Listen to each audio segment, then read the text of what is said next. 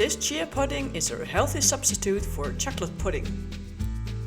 Add 250 milliliters of milk in a smoothie mug or a blender. I use soy milk, but you can also use cow's milk. Then add 3 tablespoons of chia seeds. Take the dates and measure a little over half a cup. Cut them in half, thereby removing the seeds. Add the dates to the milk and chia seeds. Add 1.5 tablespoons of cacao. Take a hand blender or use a regular blender. Blend the mixture until the dates have been cut up into pieces and the mixture is smooth.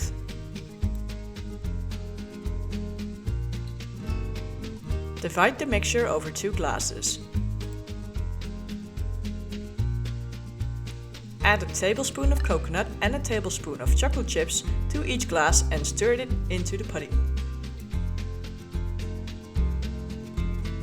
Put the pudding in the fridge for at least an hour. The longer the better, as the pudding will stiffen more if you give it time to do so. Leftovers, if you have any, can be stored in the fridge. The next day the chia pudding is still good to go. Thanks for watching!